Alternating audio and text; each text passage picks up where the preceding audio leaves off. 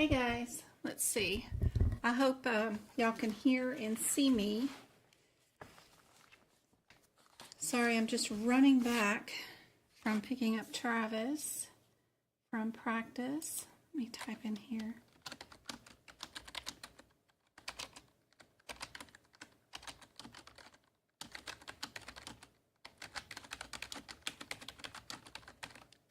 All right, let's see.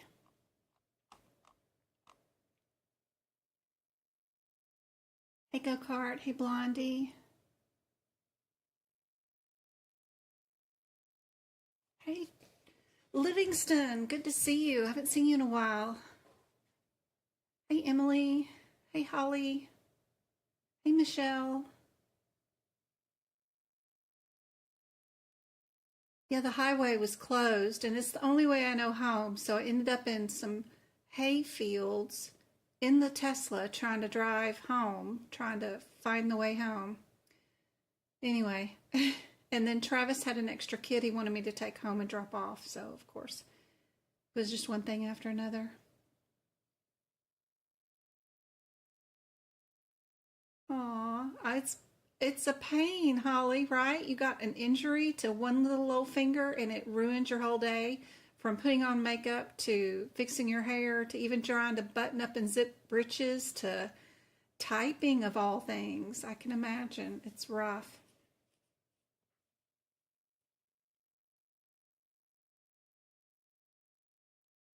Hey, Kelly. Your exam is on Friday.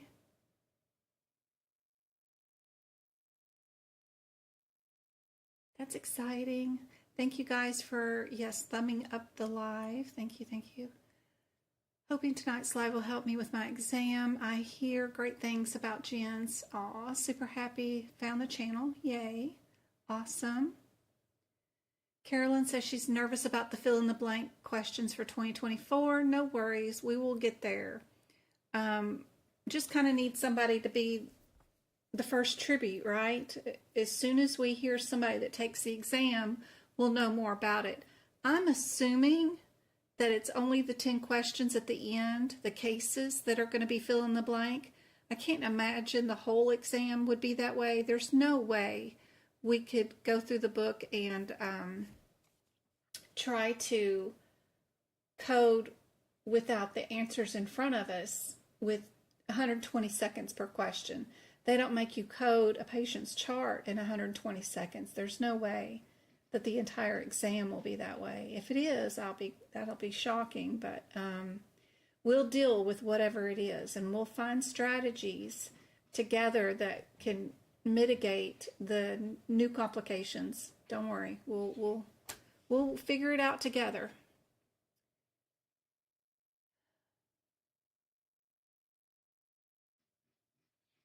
They're supposed to be changing the exam probably January 1st. They usually always do. It usually gets changed by the 15th of January, for sure, for sure.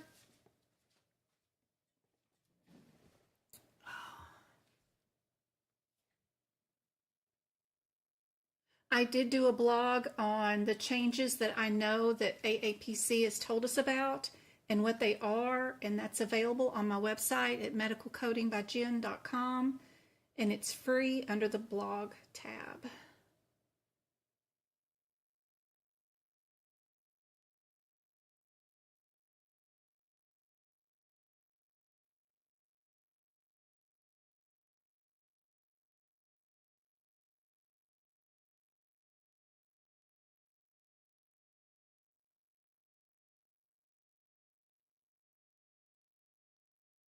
Nanny, nothing's going on yet. I just got here from picking up the boys from practice and dropping off other extra kids.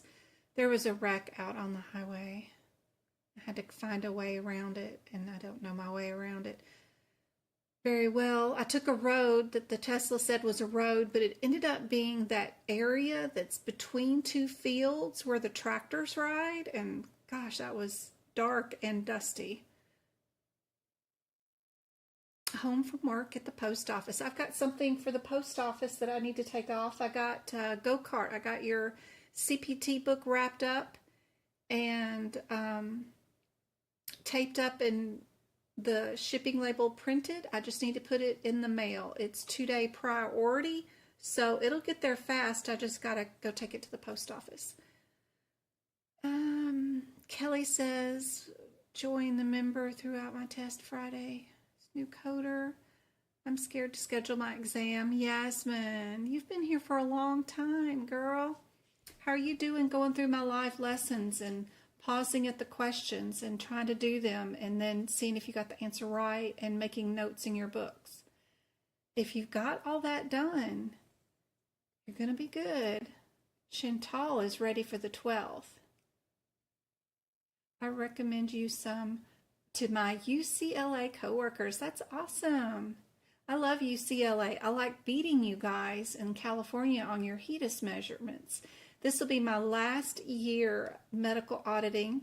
I've decided to retire May 31st of 2024 because that will be my 30th year working in the medical field completed. So I'm going to try to just be retired after that. I'll be 53 at that time. So then I can't draw Medicare or Social Security until 62. So 9 years. I'm gonna try to fend it by myself and get and we'll see. I'm gonna try, but I think I want to do that. I'm gonna try. Just test anxiety, yeah. Just go for it. Just put it out there in the universe that you are going to pass and this is it. Jen's prepared you. We're ready to go. And go for it. I did get the new camera today. And it's a GoPro. And I can tell already that it kind of does like a fisheye view when I'm streaming, and I don't know if that will be easy for you guys to view my notes or not. I don't know, but it does seem to focus a lot better up close and far away. It doesn't seem to have that, I don't know. But anyway, we'll play around with this GoPro camera and see if you guys like it. Tomorrow, my live will be on TikTok, and I'll be doing book prep videos for that, where I'm going code by code and telling you what to write as your one-word differences next to each code. So, same time, but we'll be on TikTok, and we can play around with this new camera, and y'all can let me know. Anyway, here's your first question for tonight. If there is a set of questions you really would like to see or try, I can bring up other questions. Just let me know in chat. I know some of you got exams coming up, right? Somebody this Friday?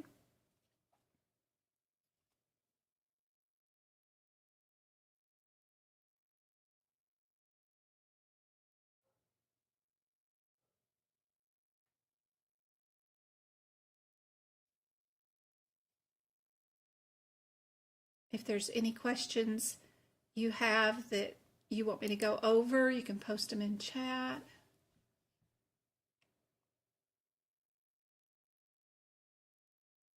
Thank you, Carolyn. Your third attempt is on the 18th.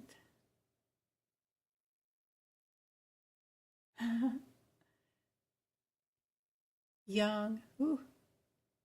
I don't know about that.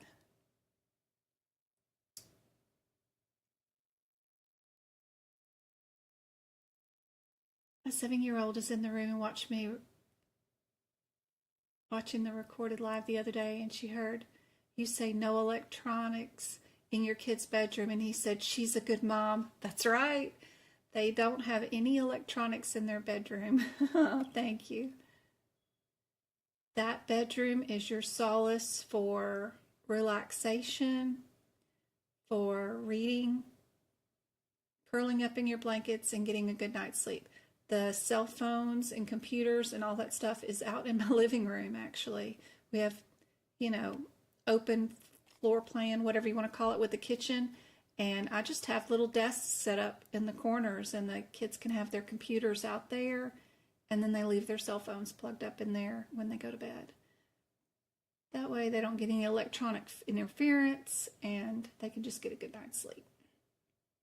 Now, Mommy, on the other hand, has her computer in her bedroom, and the cell phone is never left her side, and she never sleeps. So, and you could tell by my face the differences. So hardcore. I need a keeper. Somebody to make me keep all my electronics out of my bedroom too. Yours is Thursday, Tara? Oh my gosh. Let's go over, where's my little cheat sheet?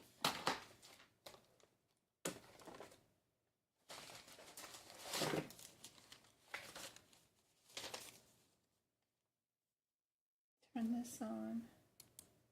Again, that one, this one, this one, this one. For you guys that are having your exam really, really soon, that's just the name of a scooter that I want. But right here, be sure you know these vocabulary terms for your exam. The skeins, lesser gland, the part of your fingernail that looks like a halo, your Warthin's tumor, OS means cervical opening, the cervix of your opening of your cervix, phalanges, what connects bone to bone, the parts of the shoulder, parts of the knee. What does ESRD stand for?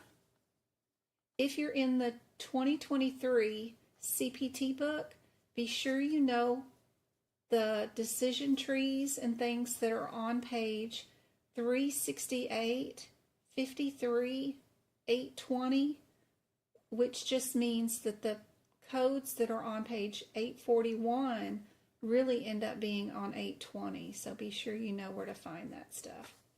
In the HCPCS book, be sure you know the differences between ALS, BLS, short and long arm cast. In cardio, there's a pacemaker kind of question where they're not replacing the pacemaker, but just an electrode. In adverse reactions, if to find the correct answer, the sixth digit, is a 5. There is a sister that passed away in a psychology question. There's a burn. There's an abuse and use question. Know which one you would code. If the chart said both of those, you would only code one of them. Which one would it be?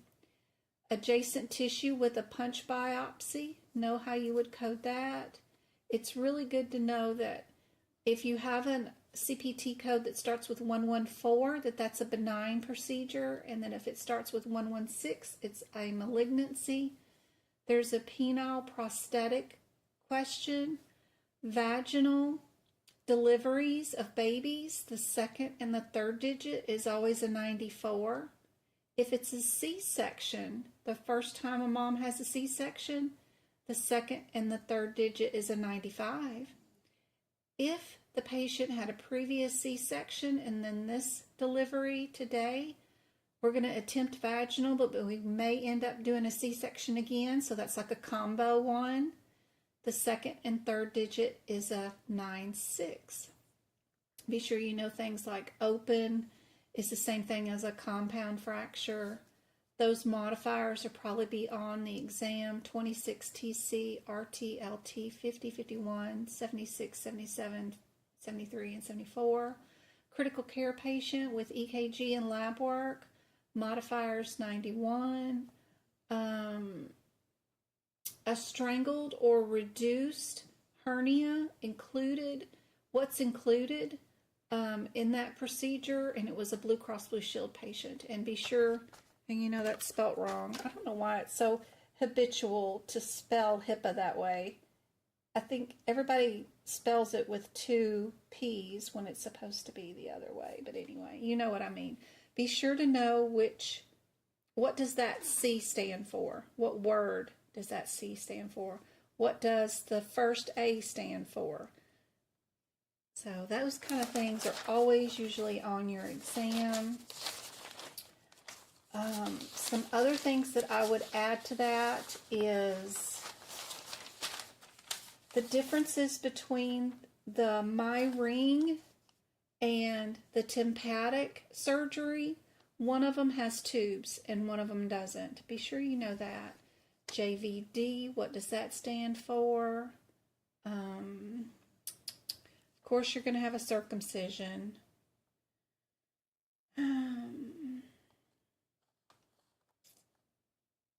What was that other vocabulary word we had?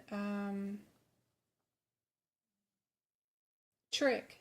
THRICH, something like that. One of those words was one of the vocabulary words. What is that? Which is true about Part D for RXs for Medicare?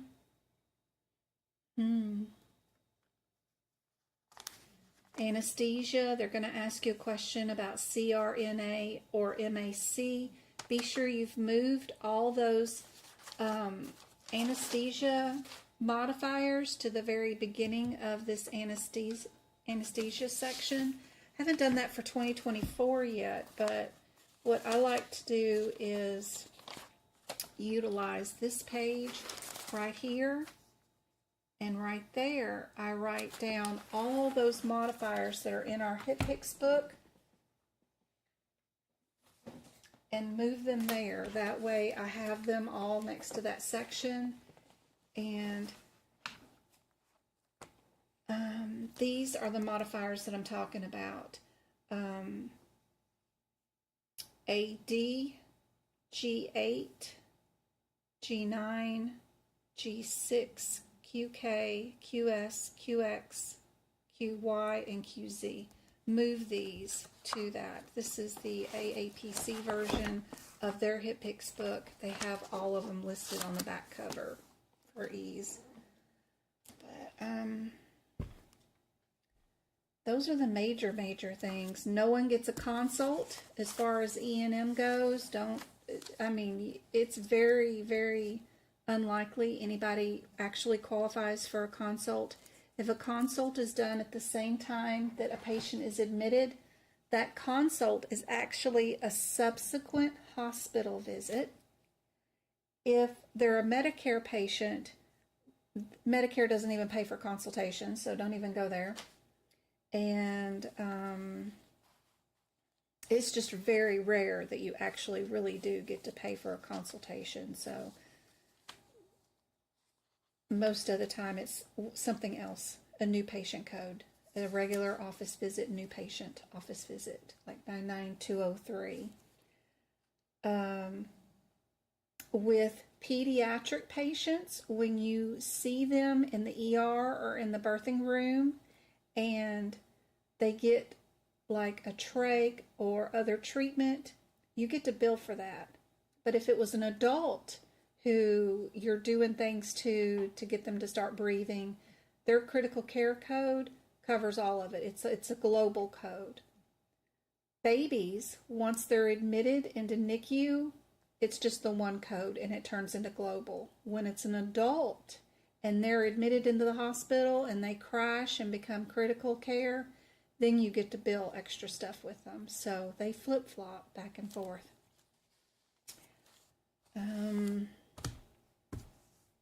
And just pay attention to your parentheticals. Super important. Don't white out your book like I'm doing right here. That's me. You can't do that. You need to leave yours alone and just do your regular notes like this, you know. But y'all should do just fine for the exam. Let me get rid of this camera and get back to this question.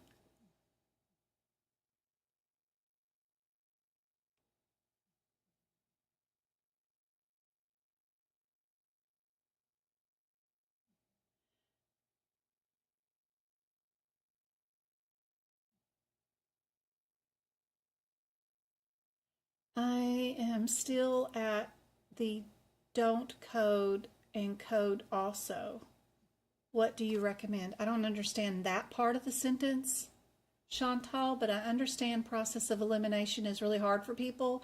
We don't do that for E&M, so don't even worry about that for E&M. And there's a couple of lab and path codes we don't do that for, but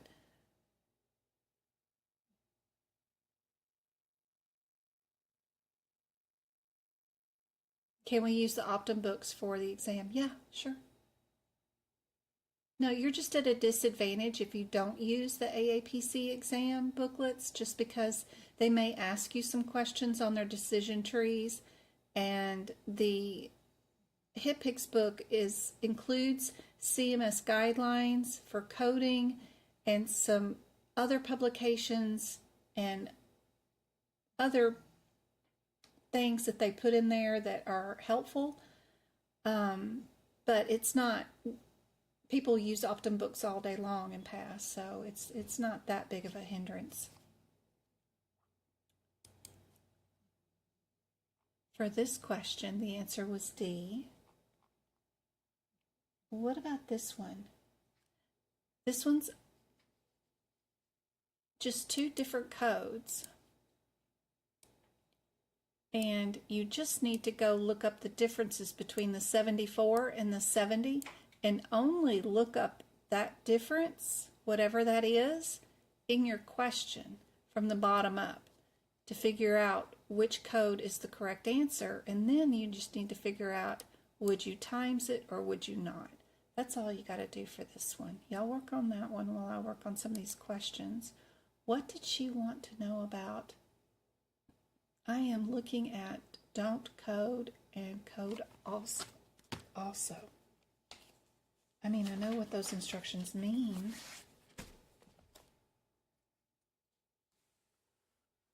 So,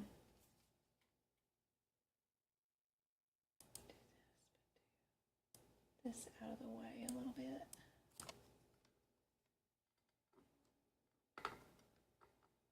So we have some codes that say use this code with that code, and then we have some codes that say don't code this code with that code. I need to get my glare off of these books somehow. But I just mark these up with red, and then I mark these up with green, and I just know when they say this, that this 69 does not go with the 68. I can't bill them two together. I can only bill it with the 67.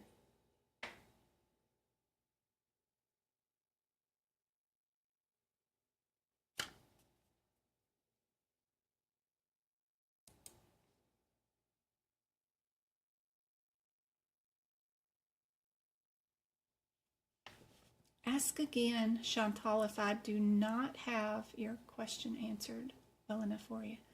What did you guys think? Everybody saying A?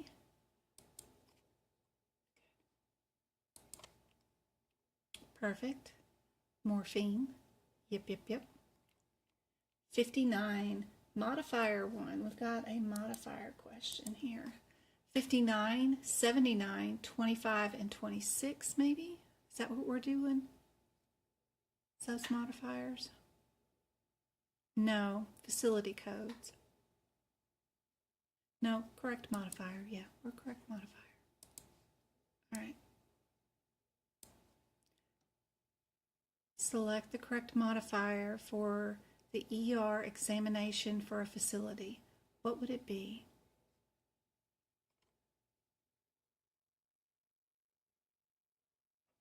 You're good with the 2022 books. If you're taking an AAPC exam until December 31st of 2023. I have a couple of documents that will turn your 2022 books into a 2023 book. If you want those are available on my website at medicalcodingbyjen.com. If you're taking an ahima exam, they won't let you use a 2022 book anymore.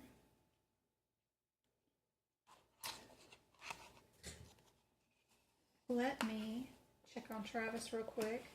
and see what terrible thing he is doing out there because he's so quiet while y'all work on that modifier question.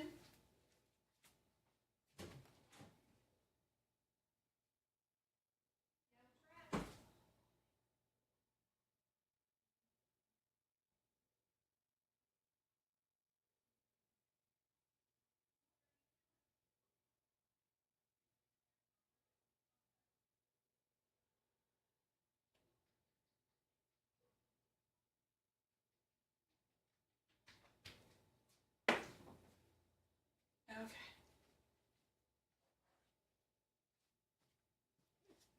What did you guys think the answer is for this one? It's still another one that you really can't do the process of elimination. Now, I think that the 25 and the 26 are super close together, and I might look up those two differences first.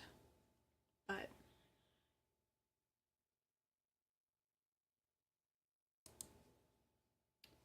everybody saying C? Let's see. C is correct. Good job. What about this one?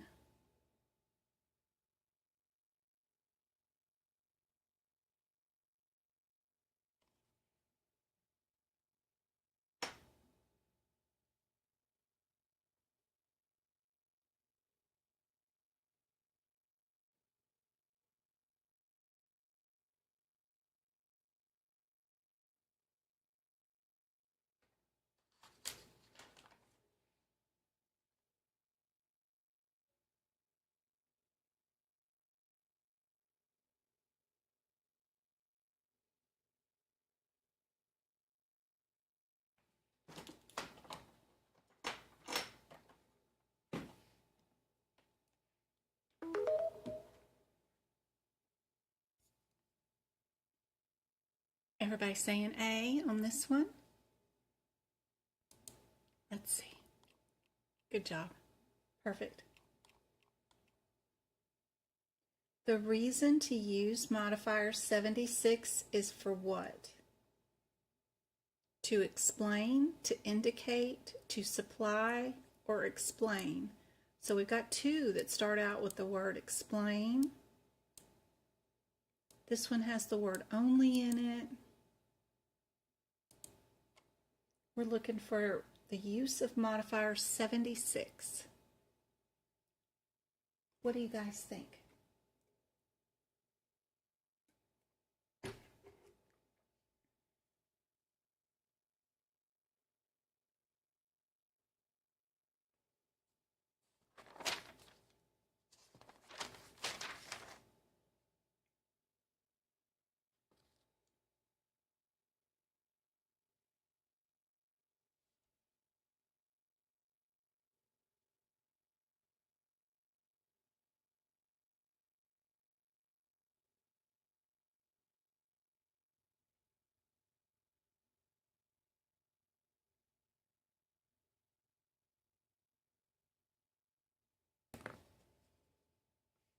Got some D's and some A's. 76.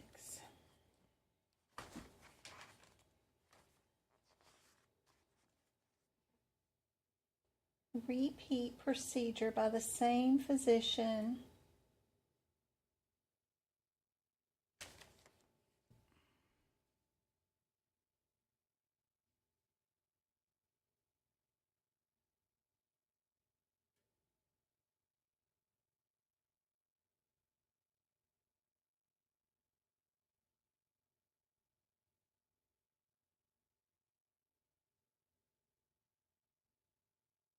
This one just says same day, but it doesn't say same physician.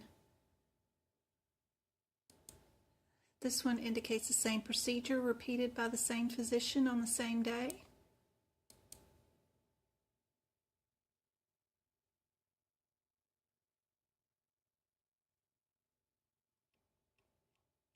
Yeah, B. B it is. The wording on these are really crazy.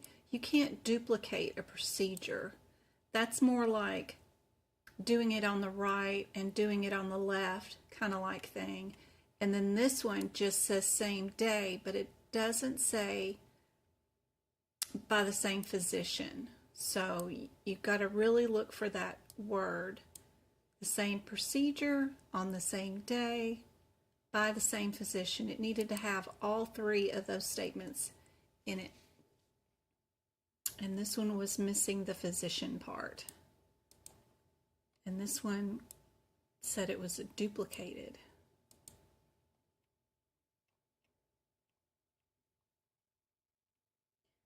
When is the 27 modifier appended to an E&M service? When a facility codes something? Is it a same day in a facility? Another same facility by same or different department? So they've got the word facility in 3 of the answers.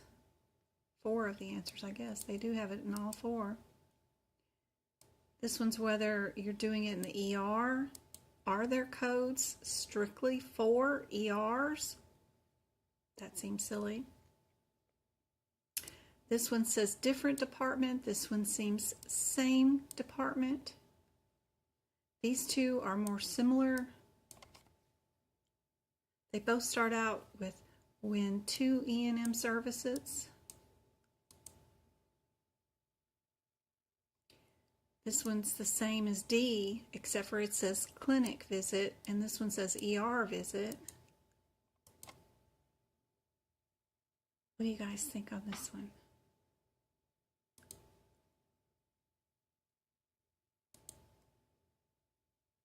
We'll be back on YouTube on Thursday, same time, for 2 more hours of questions.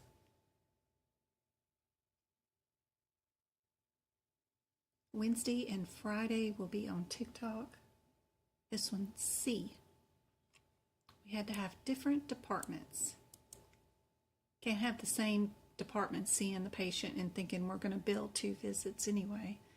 It's got to be different departments. What modifier indicates a procedure or service was discontinued prior to the administration of anesthesia?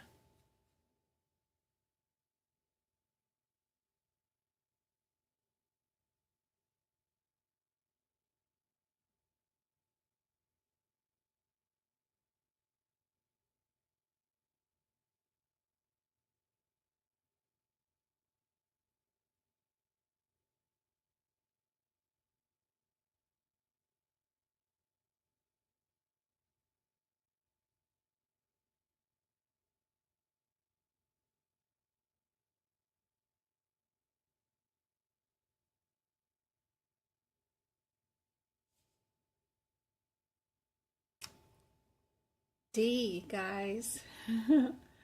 Go-kart got that one.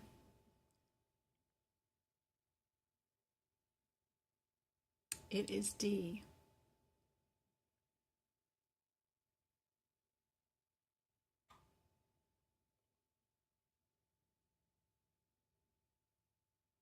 This is a question I apparently wrote if my logo's underneath it, so be careful with it. It's probably very tricky. It's a HCPCS code question, and looks like we've got a difference between the J05, 86, 87, and 88. So I would run to my HCPCS book first, look up those differences, and only skim my question for those differences. So a lot of these I'm not doing really the process of elimination, right? I'm just organizing the numbers numerically, running to those codes, and looking up my one-word differences. Then skimming the question for those differences.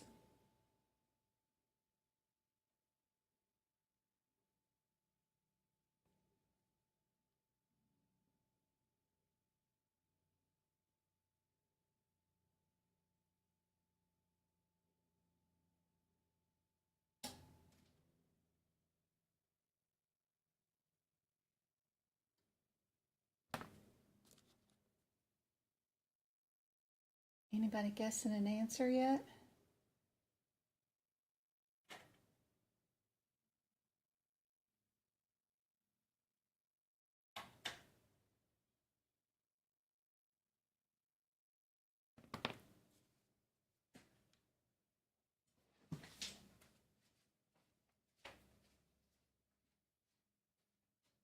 Travis? Seriously, get out of that bathroom. Hey, I got you new gallons of milk. Come on out of there. What are you doing?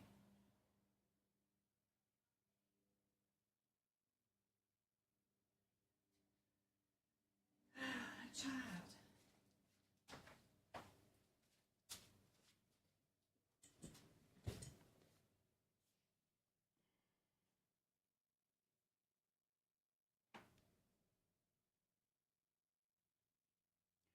So what we did was we administered 50 units of Botox,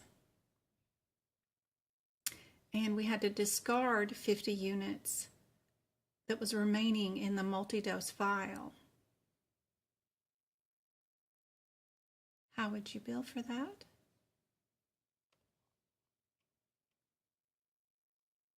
It was answer A. Probably ought to bold or underline it or something. There we go.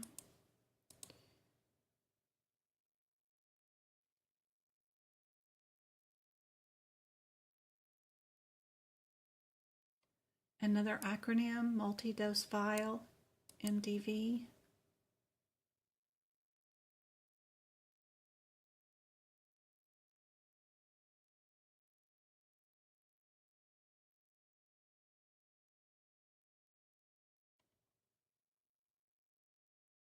Just some more of those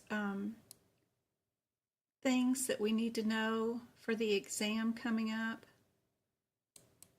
It seems like somebody said Modifier 63 was on there.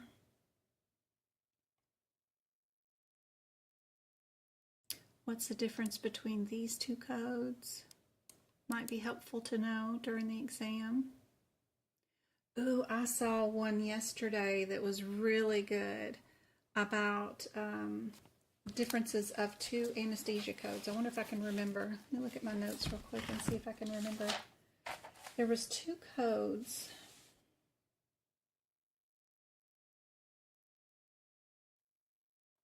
It would make an excellent question. I want to write a question about it because I know everybody would get it wrong.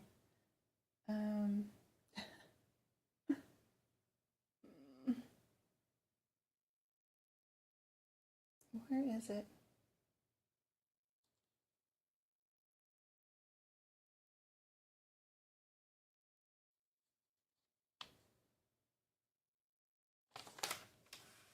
I work until like 2 in the morning.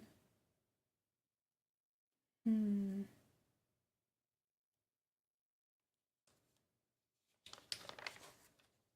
think it was that far back, was it? Could have been.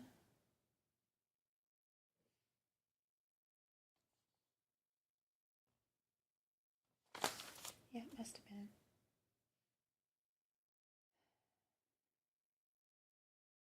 Here.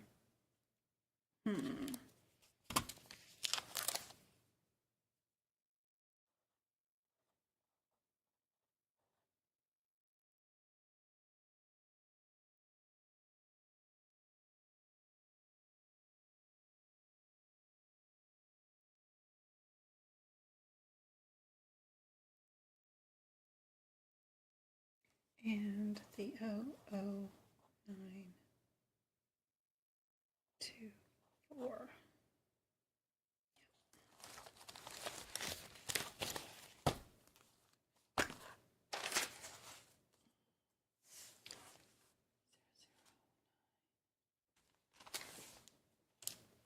What do you guys get for this one?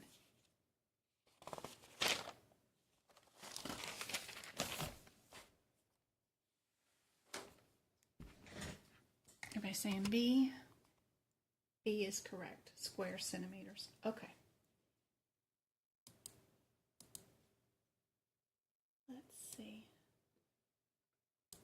Oh, my notes from last year, they're a nightmare. But let's say we've got these two anesthesia codes and we did a surgery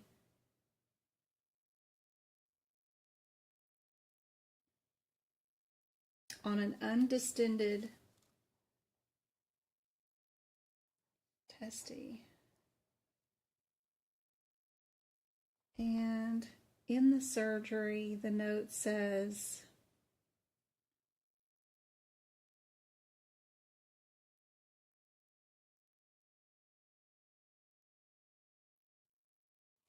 that we didn't repair the testy, we just moved it. Which answer would be correct? The 00930, which is, which one is that one? Right here. The orthoplexy, unilateral, bilateral, ORCHIOplexy, or did we do the 24, which is the undistended testes, unilateral, bilateral? Which one would it be? The 24 or the 30?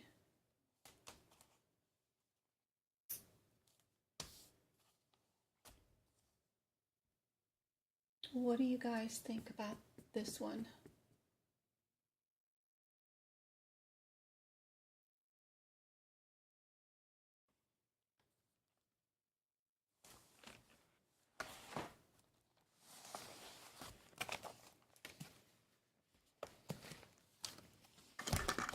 Would we be 30 or 24?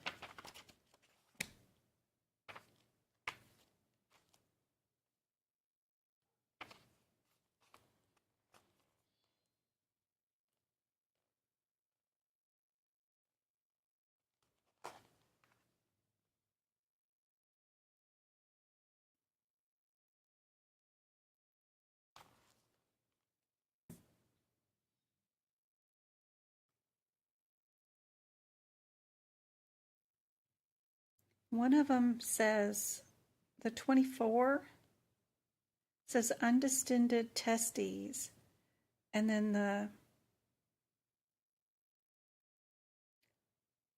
the other one calls the surgery pexy, P-E-X-Y. What does our suffix mean for P-E-X-Y?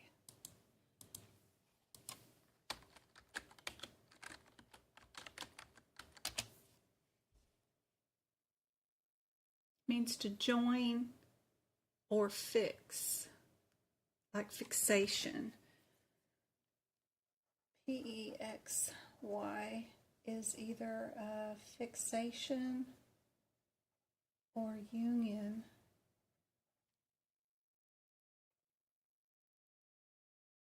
That still isn't really helpful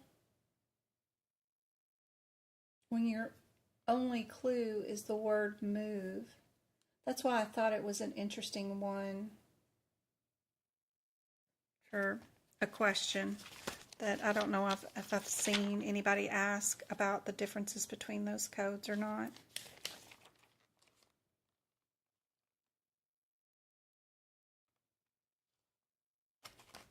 But my one-word differences do have this one as being move, number 30, is our one-word difference. And then the 24 is a surgery on. If we're doing a surgery on the testy itself, then we're 24. If we're moving the testy, it is the 30. So that's really cool, helpful info on that particular set of codes, for sure.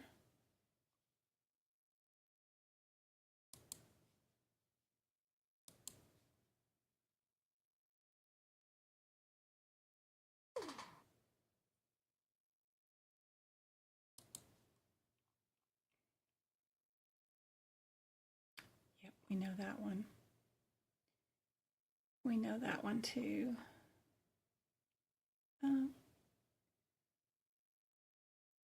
one might be a good one. Based on word parts, what structure does that one refer to?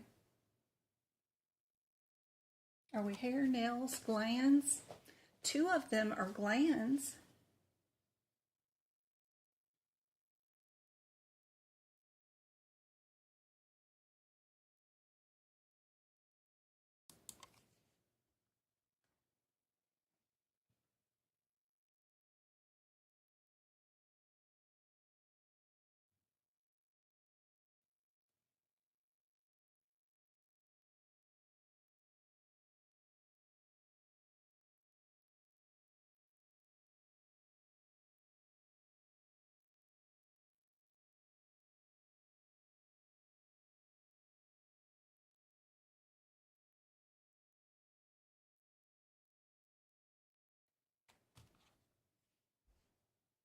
All B's. Good job. What about this cyst? Where is it located?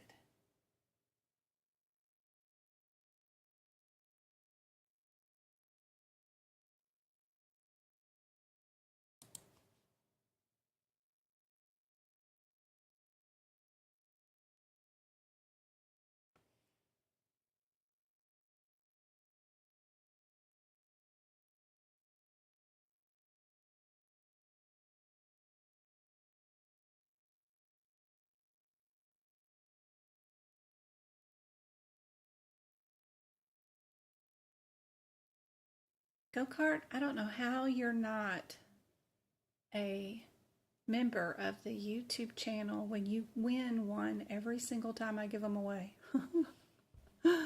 All right, Julie, Michelle, Blondie, Katie, and Mary just were gifted YouTube memberships. So now you have access to my page-by-page book prep videos, the old workshops, the old duck classes, and of course all the other materials. So hopefully that will help you guys for your upcoming exams. C is correct. Good job. Good job, good job, good job. Which type? Oh, go. Yeah, we got that one already done.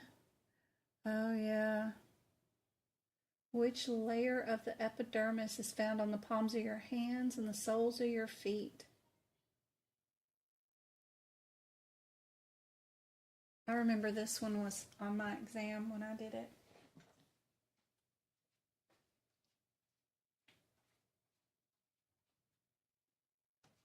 Get off of YouTube, get in the kitchen and fix your passing out and can't do cheer practice, sell some food. Quit acting like a drama queen. I bought you 2 new gallons of milk. Brand new. Pour the old ones out.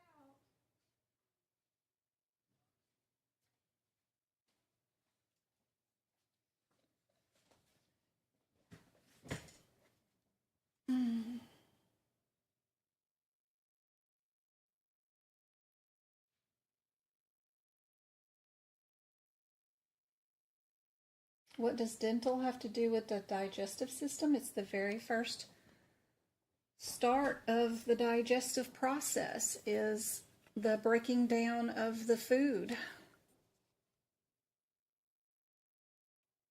B is the answer to this one. Good job. And if you happen to have the 2023, I should put the years on here, aapc ICD-10 book, the answer to that question is on page 773. Heart receives deoxygenated blood on the right atrium via which vessel? This one was also on my exam. But my exam was a long time ago. Yep. Plus your saliva. All of that is breaking down the nutrition and dispersing it to the cells and systems that need it. Yep. You're welcome. be sure and join our free Discord group. It is super helpful.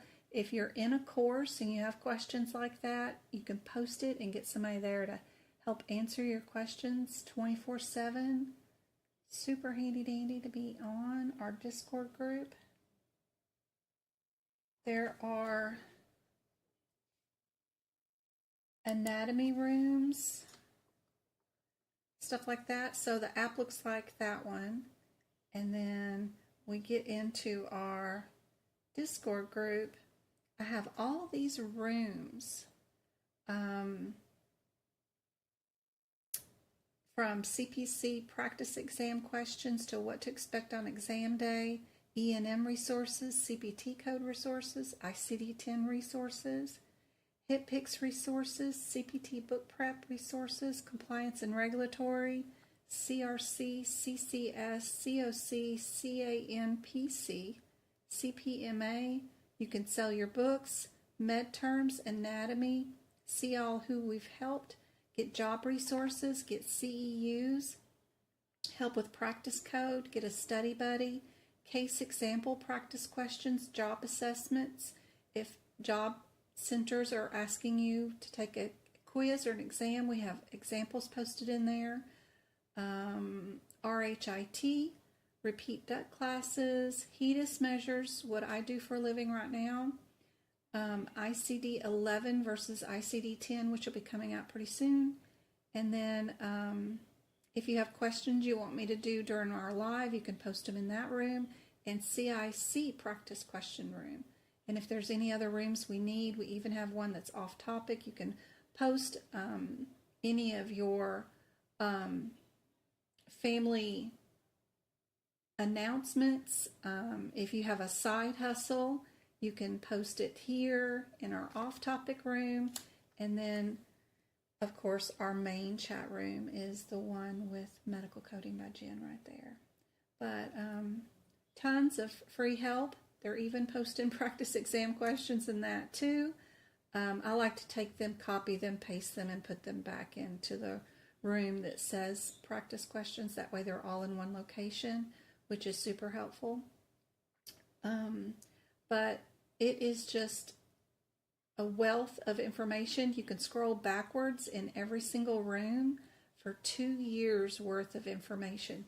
You can also do a word search, like you have a question like, what camera do I use? And it'll pop up with every single conversation about a camera, so that you can search and look for anybody that has answered that question before too. So super helpful. And it's completely free for you guys. Lots of people charge for their Discord groups. I saw a coupon guy. He charges $50 a month for his Discord group just to give you coupon codes. My good gracious. This one is C, by the way. Yep, go-karts in there, MK's in there, Twinkle's in there. Tons of people that have been around for a long time that know a lot of information and can help you out. And they'll bug me if they don't know the answer. Not that I'm bugged, but you know, try to reach me anyway.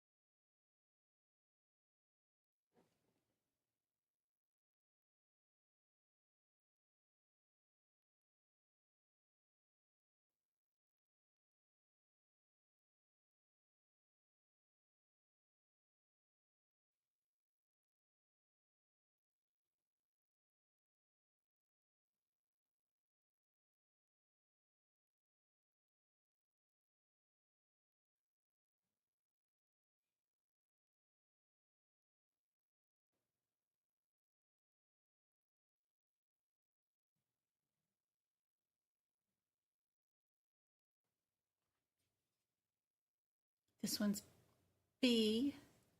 Did everybody get B on this one? Circulating the blood back through the lungs. Christmas. What? Oh, sorry. Can I help you? Can I have my jewelry back, please? I'll think about it. After you've done some chores, don't start with me, Travis. All you've done is spend an hour in the bathroom, which is probably a mess too, by the way. Did you get your dirty washcloths out of the tub? Toilet's fine. No, it's not. I'm sure it's not. Pick up all the facial wipes off the floor and put them in the garbage bag. Did you take out the garbage? In the kitchen. Grandma's garbage. Did you go take it out? Children. What is the term for inflammation of the heart and vessels? Carditis, pericarditis, angiocarditis, or angina?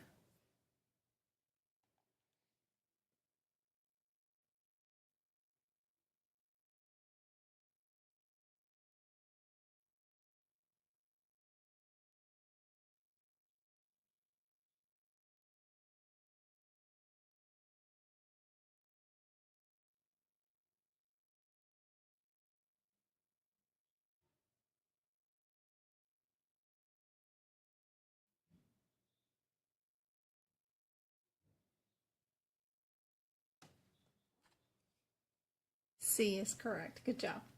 Good job, Megan. Perfect. Inner layer of the heart. Inner, not outer.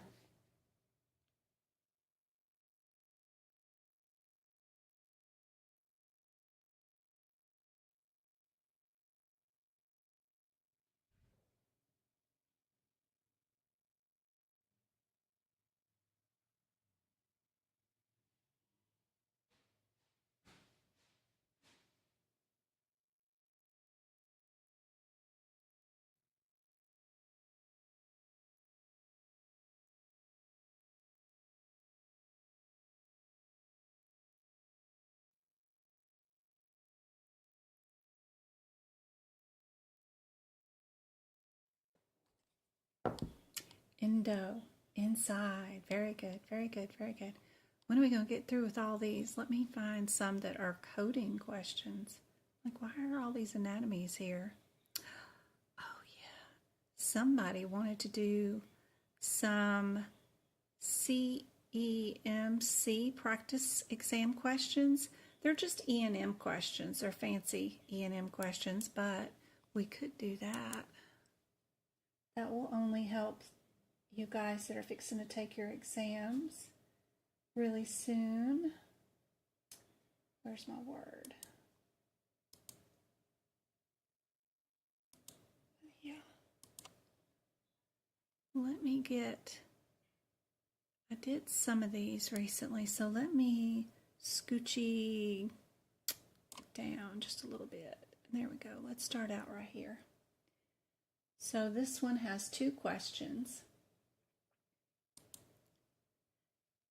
And we just need to find out if we are a nurse visit all the way up to possible, sending them to the hospital to be admitted. And then we got to find out our diagnosis code. I like it when they're all different. Are we dealing with a status patient, wellness exam or history of something? That's why they're here. Are we talking about kidneys? What's L stand for? L is for what? And E is around the diabetes area. What's L? A, B, C, D, E, F, G. L is diseases of the skin. Okay. So we're dealing with skip periods. So we know right away we're not going to be dealing with diseases of the skin. So that's super helpful, right?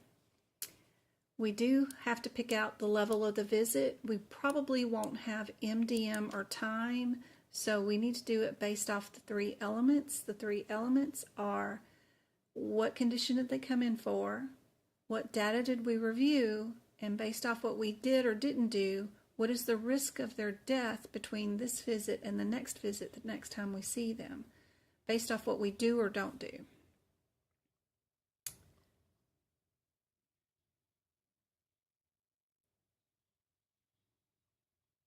I'm going to get down here and look at our assessment. She has amenorrhea and concerns about hair growth. What we ordered was an ultrasound,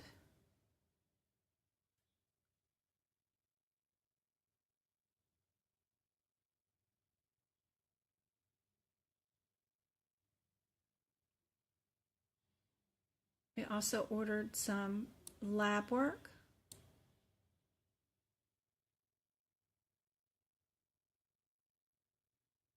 We talked about maybe prescribing her some meds for it.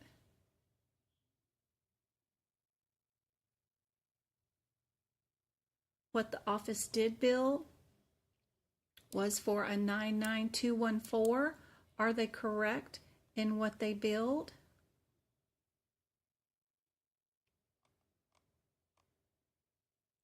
What do you guys think?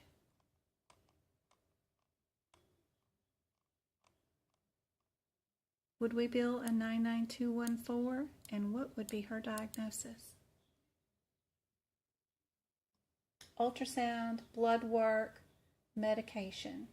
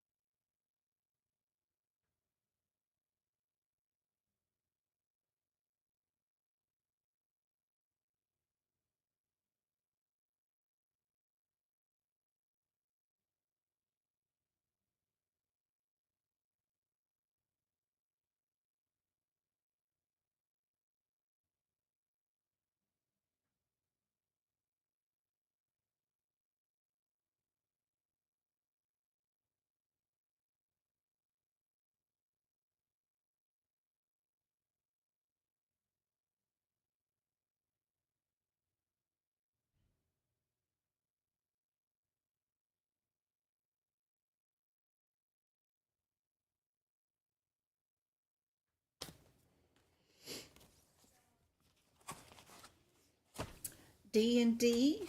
I got a D&D.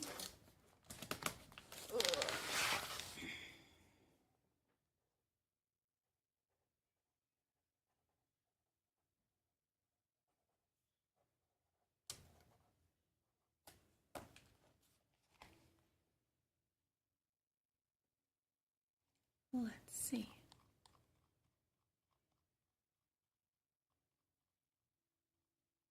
D and a B. Good job. I think I said D and D, but I meant to say D and B. Because it definitely would not have been RD with something in the circulatory diabetes area for sure. Or our skin issue.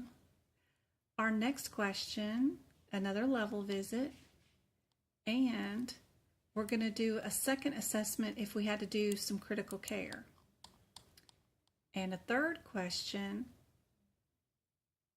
about an admission. Oh my, let's do one thing at a time. The correct office visit for just the encounter that we have right now before we worry about question 2 or 3. So she's here for a cough today.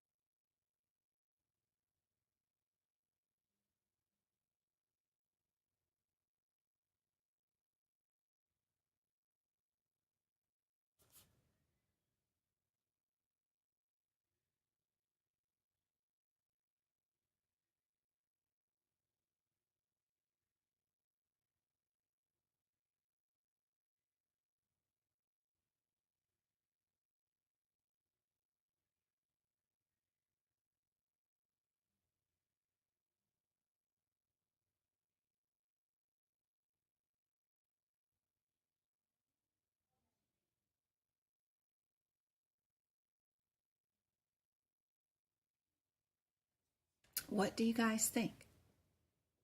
Did they code it correctly?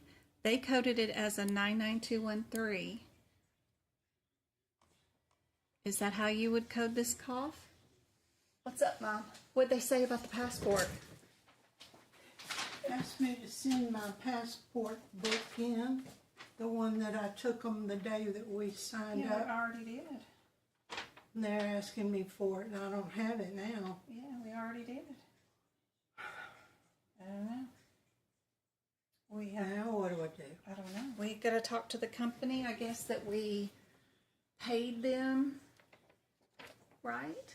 Because they put everything in an envelope and we took it to the courthouse lady is the one who sealed everything. Sealed it up.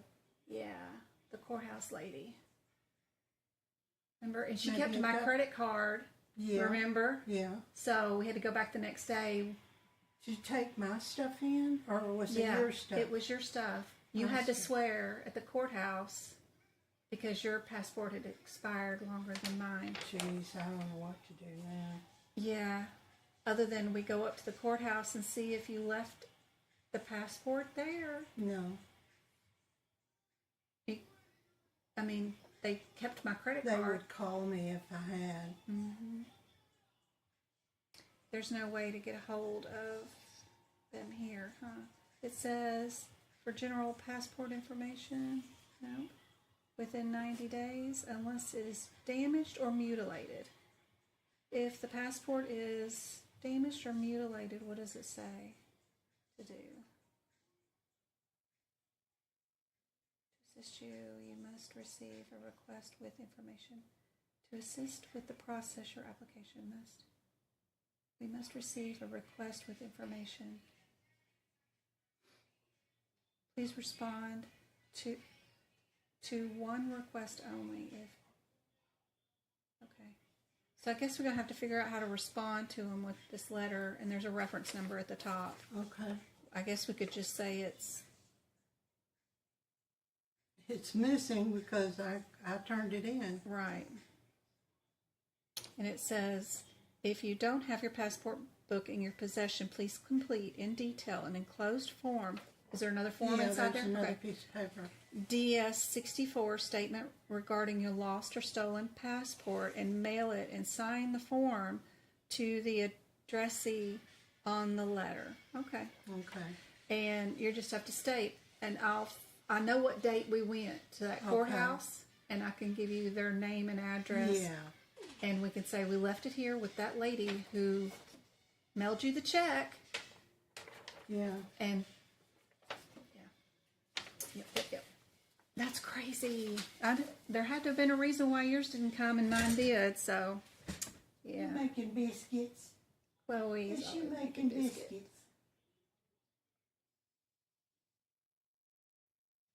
You won't eat them. You don't eat biscuits. So, do you guys think it is a 99213 for a cough? How'd you go? Or would we be a 99212 for an acute illness, right? Depending on their age, it could be just an acute thing, right? Sorry about that. My mom's having issues about her passport. We turned in her old passport when we sent in the application. And of course, the federal government says we didn't turn it in. Well, we did.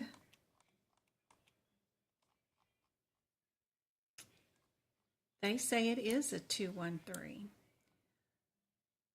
It was an acute, uncomplicated illness.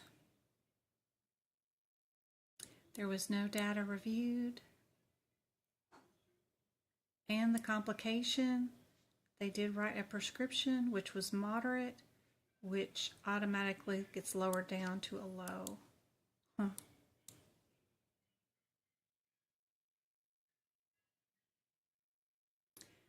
Don't forget when let me get y'all, let me explain that to you. When there are 3 elements to MDM, 3 elements.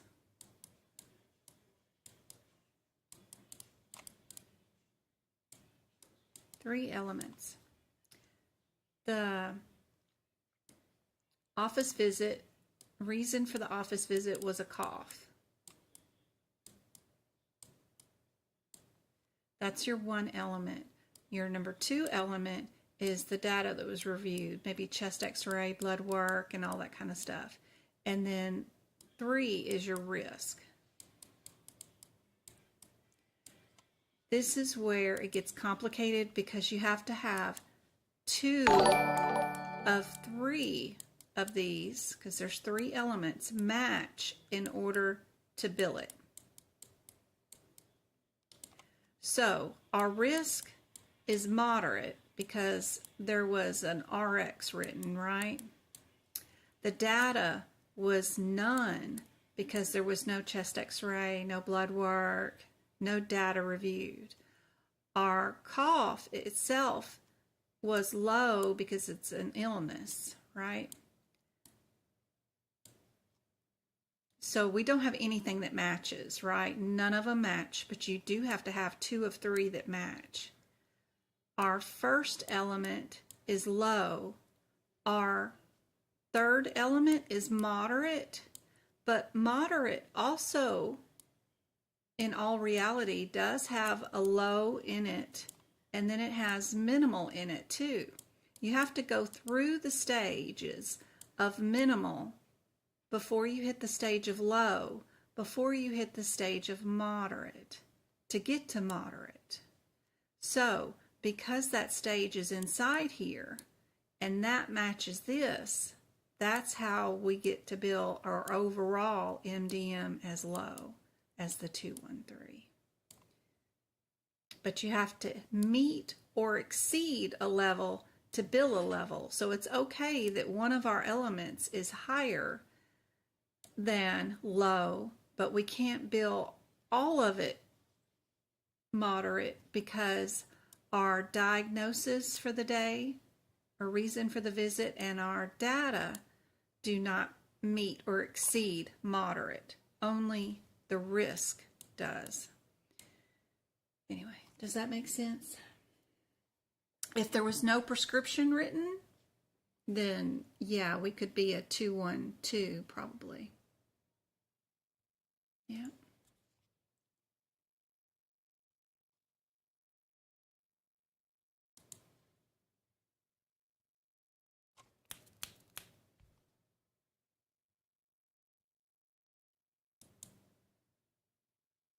I got sound going out.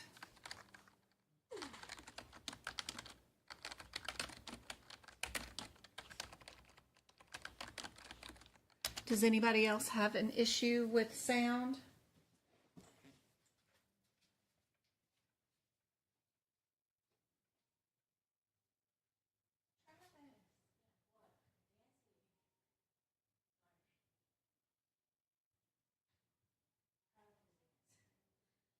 Did you put on deodorant before you started doing that? No. Just make yourself stink, okay? So put on some deodorant.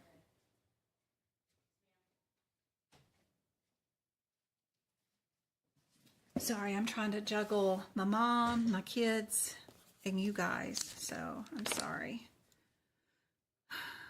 The sound is back? Okay.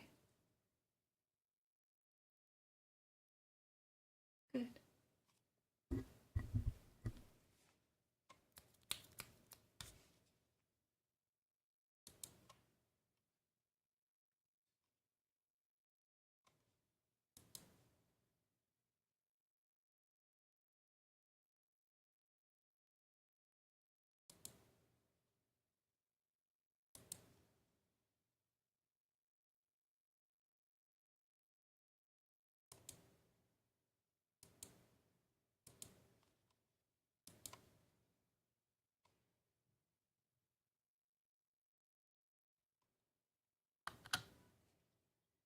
All right. Here's you a musculoskeletal question.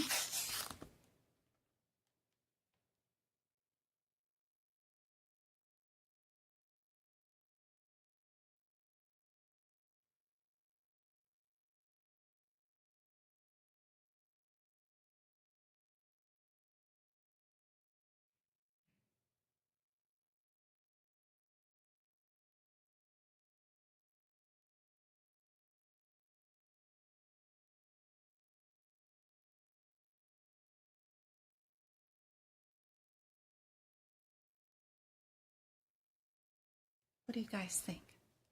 Are we a 76, a 78, a 58, or a 58? We've got two of them that are similar right there. Also, B and C are super similar because one of them ends in 94 and one of them ends in 93.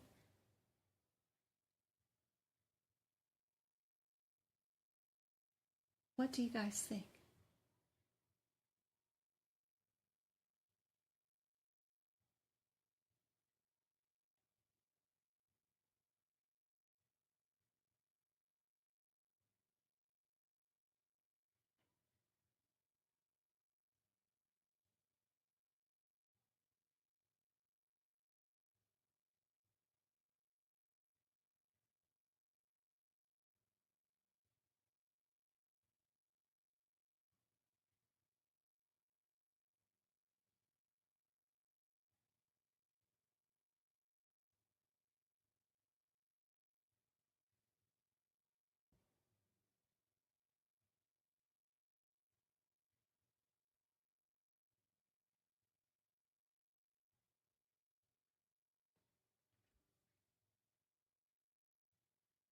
Let's see. Perfect. Good job. What do you guys think about this diagnosis code? Would we be in the M section? Would we be in the S's? 3 of them are in the S's. 2 of the S's are in the 4s. Could very well be just the difference between the 4-1 and the 4-2. That's what I would think. We did this one recently. This one was good. Because there is no diagnosis for a torn ligament, you have to decide whether it's a different word or another word. And then put the information near the correct answer to say, okay, this is what AAPC wants as what is considered torn. Because there is no diagnosis code for that, which is crazy. What do you think the answer is for that one?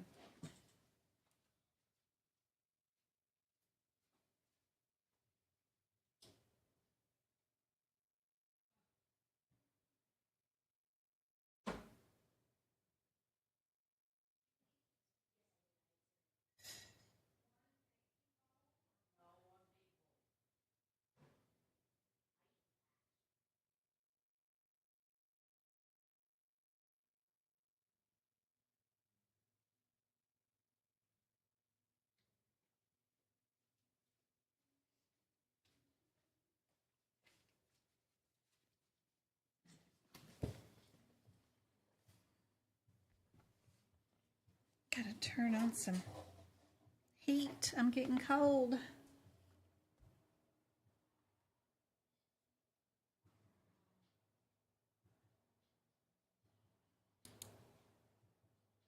I got some D's and C's. Y'all can hear me?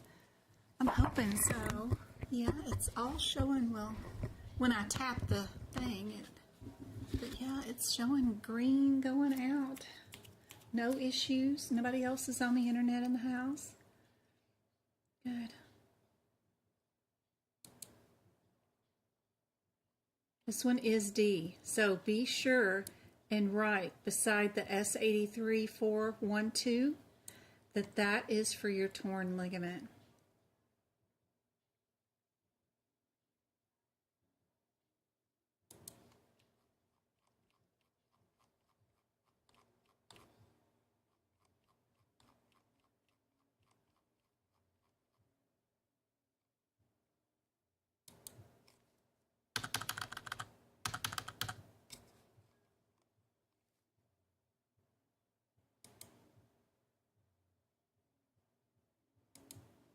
All right, another diagnosis code one. Are we one of the E34s, or I34s, I mean? Sorry. Probably, because they're super close together, right? Let's look at our differences real quick. I-34, O, A, B, C, D, E, F, G, H, I-34, I-34, O is an insufficiency, and 1 is a prolapse. Which one would be, if either, Barlow syndrome?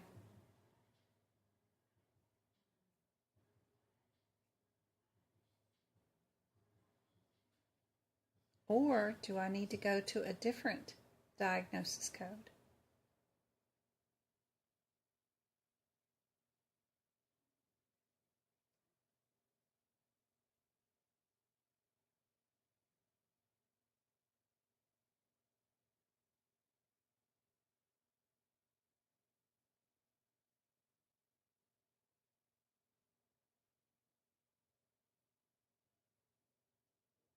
What would you guys guess? MK, are you saying A for this one? Hey, Patrice, good to see you.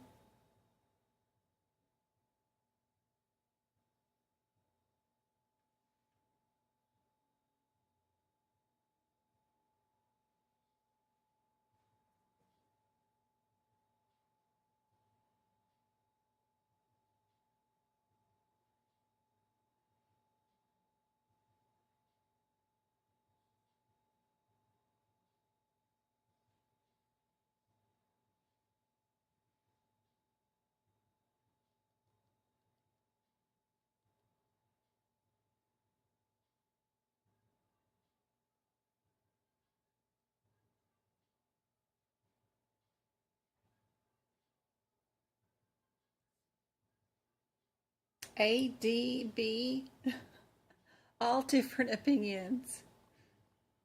This one is B. Isn't that crazy? And it's not written anywhere near this one, so it's a really good idea to go on and in your ICD-10 book, add Barlow syndrome next to this diagnosis code.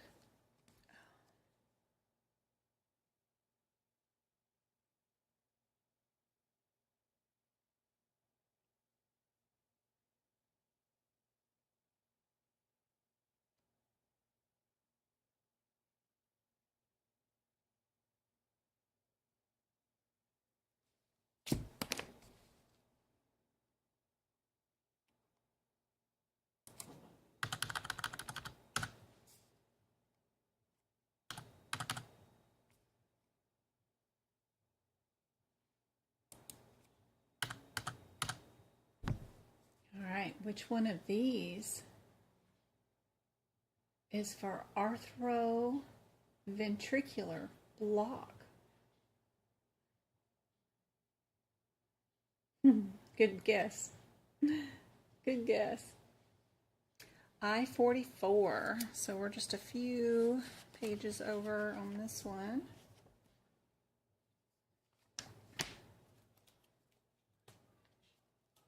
I pulled those out. What did it do with them? There.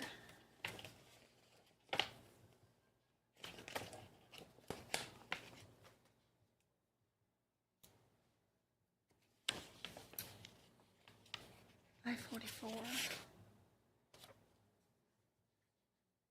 0.01 or 2. Which one? This one's easier because at least it shows up right there underneath the diagnosis code. It's actually there. Yep, this one's B. Good job. Which one would be for congenital?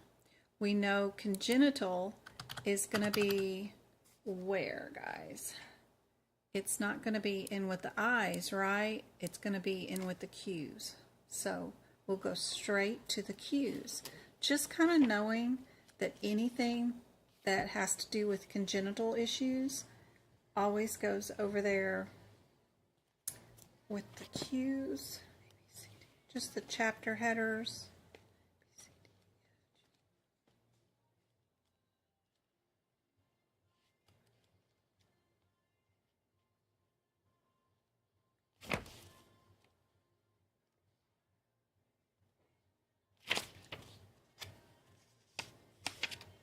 Q24, because this whole chapter 17 in your diagnosis code book is for congenital malformations. Just simply the header of the whole chapter. So Q24.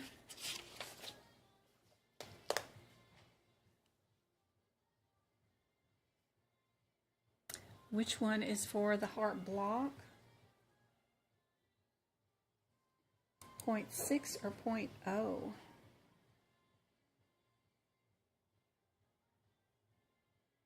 Perfect. Good job.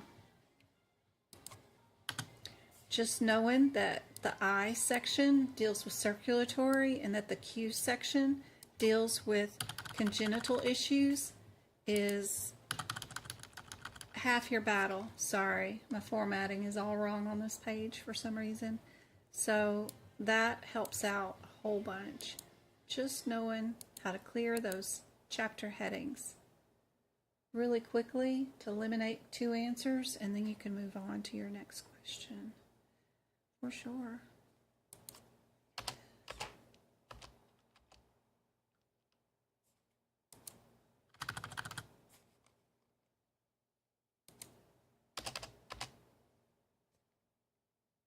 All right, are we going to be in a D area or are we going to be in a C area?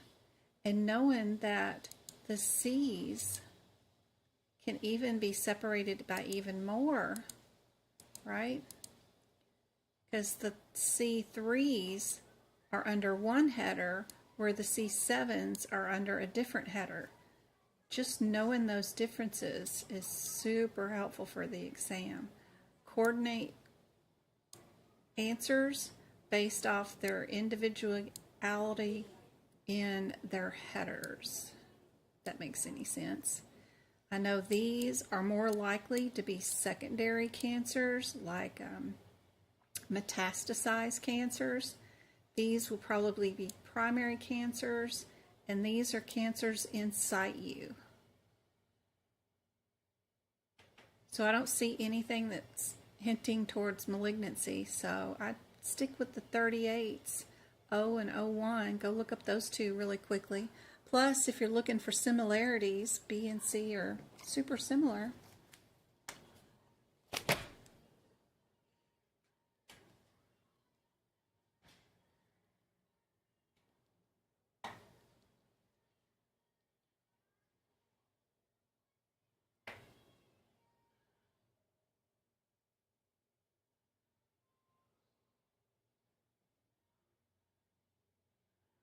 What do you guys think on this one?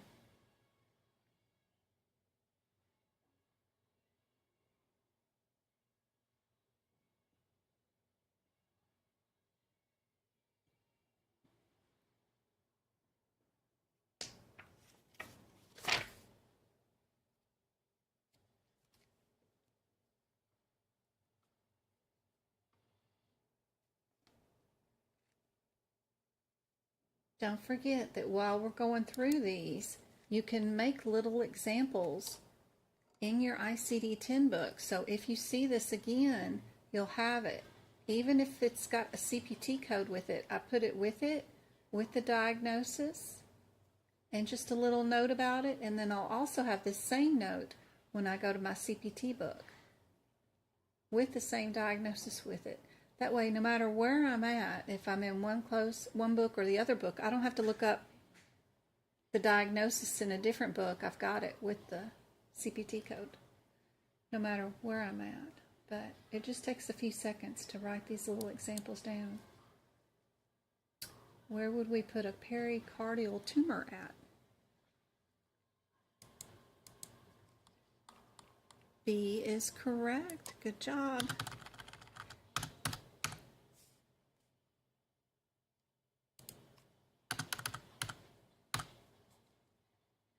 acute heart failure. Well, 3 of them have I-50 in it. And I know P's go with newborn babies, right? So let's go check out these I-50s. And there's 2 of them that are I-50.3. One of them's an O and one of them's a 1. I check out those 2 differences, see if I'm in the right acute area, and just look at my difference.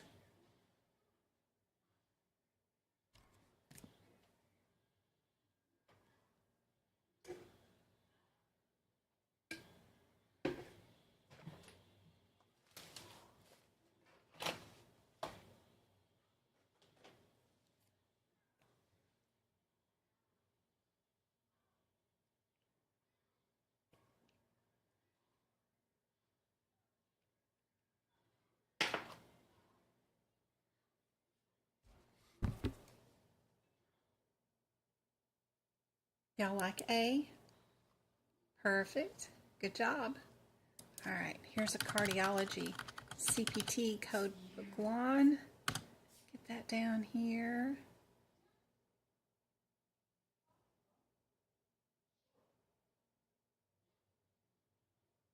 Let's see. What is our differences? We've got, yep, 12. Yep. So we've got either an O, a 1, a 2, or a 3 in our 4th digit area that are the differences. But we're still under the same 332 areas. What are those differences? And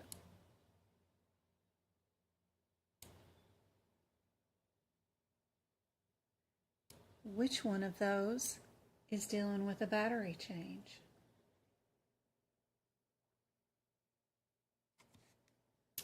Cardio is unique. It has its differences. Yep. Doesn't matter what she's got. We need to know, what did we do today? We admitted her to change her battery. So that's all we need to worry about. Batteries are also called pulse generators.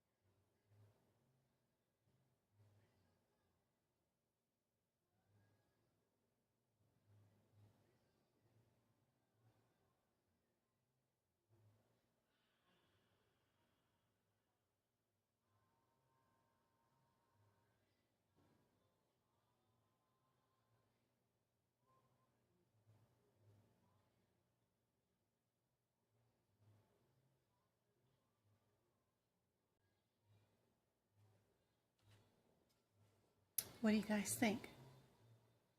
Some people are looking at D's. Some people are looking at B. Which one's just the battery exchange? It is D.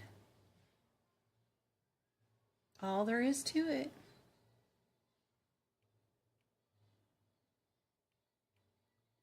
What about this one.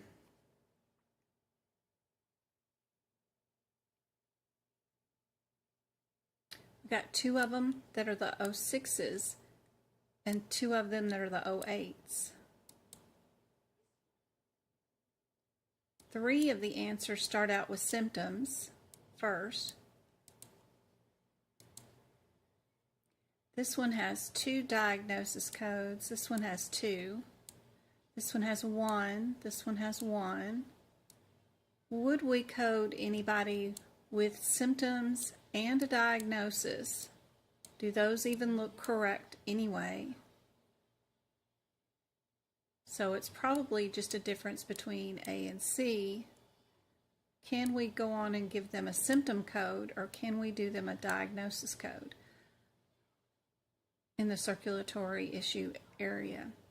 Sometimes if the CPT code is too difficult, you can always look and see if there's diagnosis area that can help you with these questions. That might be a little bit easier. She was in for shortness of breath and chest pain. They inserted a pacemaker because of her tachycardia. What are we going to diagnose them with?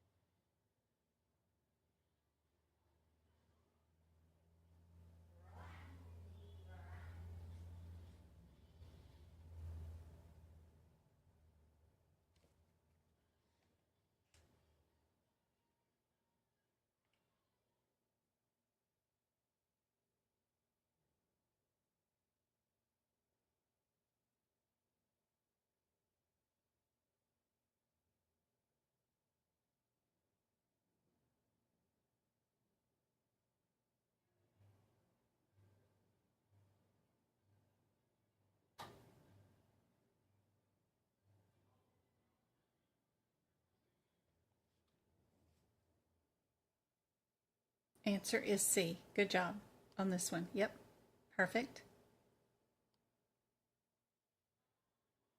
What do you guys think about this one? We've got 3 of them, 3 answers that have the 64 in it.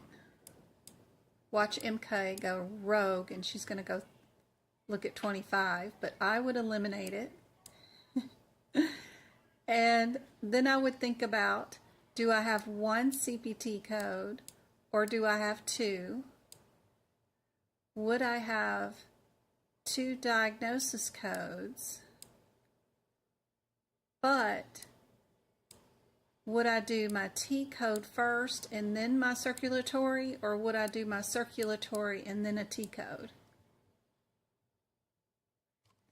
Do you see a lot of T codes come after a regular diagnosis code?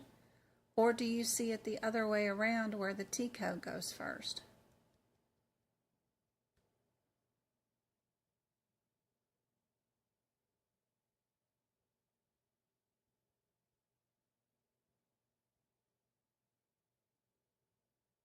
What did we do today? We had that pesky pulse generator malfunctioning again.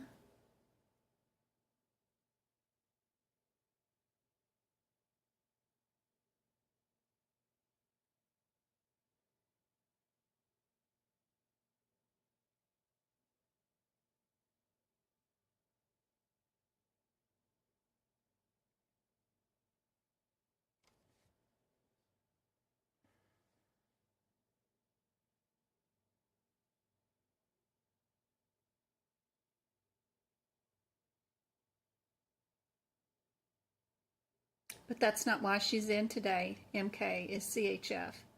It's not why she's here today. Not one bit. CHF is not why she's here. She is here for a malfunction. So you know the T code is going to go first. You can't diagnose her with CHF. So any answers with CHF as the very first thing will be eliminated. She's only in the hospital because of a malfunction. She wouldn't be in there otherwise.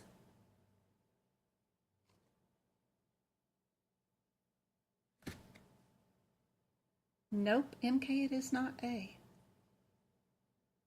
You have to diagnose her with an injury first.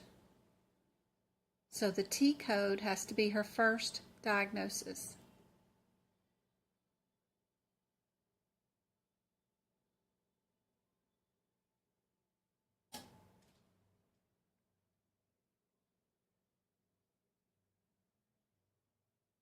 You're going to bill one CPT code, Miss Nita and Tara, for replacing a generator and a lead.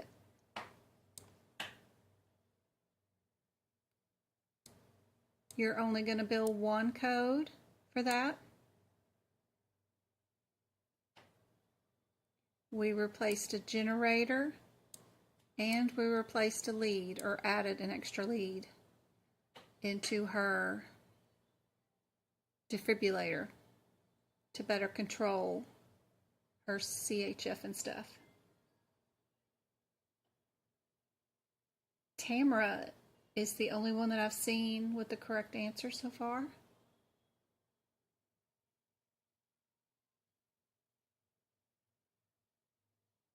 Which is D. D is our correct answer. We did the pulse generator and we did the lead.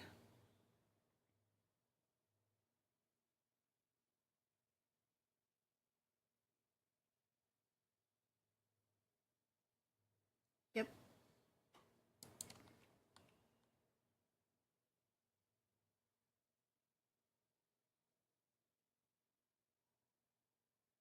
D is correct. D.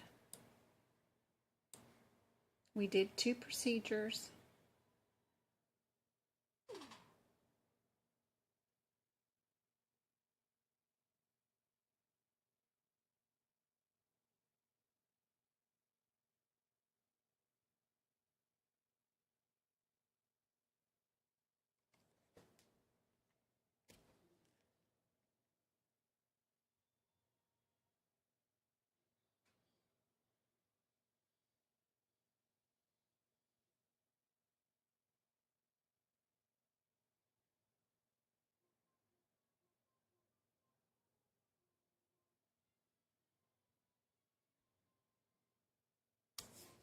Y'all got it?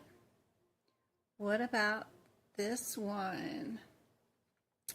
We've got 3 of them that start out with the same CPT code, the 501 code, and 1 rogue 530.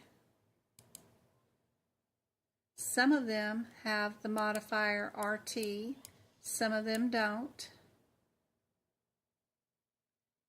This one has 1 and 1, and I mean 1 CPT code and 1 diagnosis code. 1 and 1, 1 and 1, and this one has 2 CPT codes and 1 diagnosis code. I like to count and see what's going on, look for my similarities, look for my irregularities, like all of them have RT, but this one doesn't. This one has 2 CPT codes. Did I do 2 procedures? Did I do 1?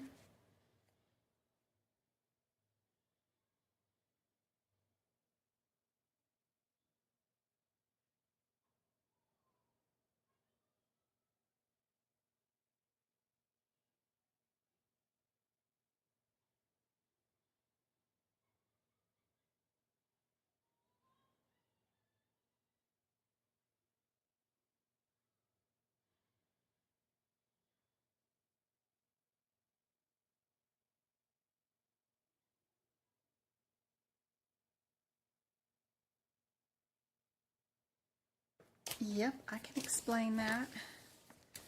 Where am I at? Why? Let's see.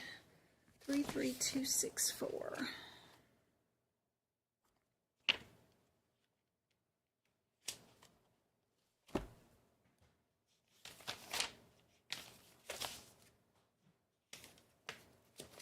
The entire book is supposed to be in numerical order, but it's not. And there are some codes that are out of numerical sequence. Hold on, Travi is saying hello. Hi. He's been dancing. And that's what these are. And it'll tell you, you can find those codes between these codes. What we do is we go and put the page number on where you can find those codes. I put the column number because there's 2 columns on each page, but you don't have to do that. As long as you go put the page number, this will help you during the exam, because there's nothing worse than to go look up a code and then you can't find it. Travis. But I haven't checked your chores yet to see if you've done what you're supposed to. I will show you. Go get my clothes out of the dryer and put them in a basket and bring them back to me. Okay.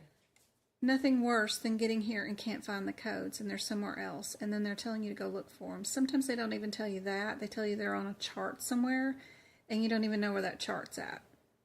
So the first thing you do when you get a new book is go through the entire book and find all the hashtag codes.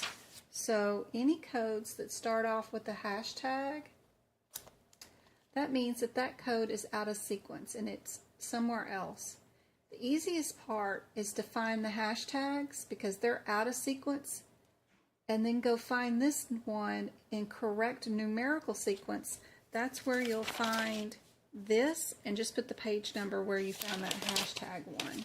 That's the easiest thing to do, because it's hard to go from the red and then go find them where they're telling you. Some of them are 900 pages away from each other.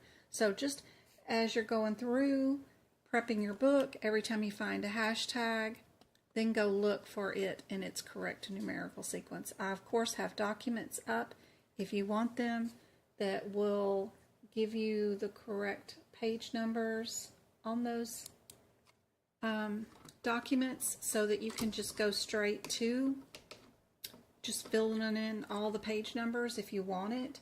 But and those are for sale on my website if you want them. I've already got the 2024 one done for this year, but it's an exercise that you guys can do.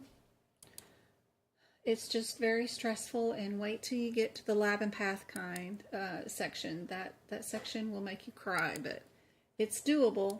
It's just every time you find a hashtag, go find the red partner to it and put the page number down easily.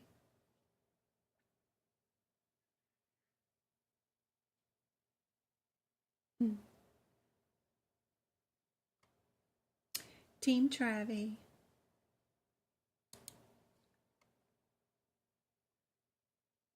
It's okay, MK. Everybody does. Mistakes is the first step of learning.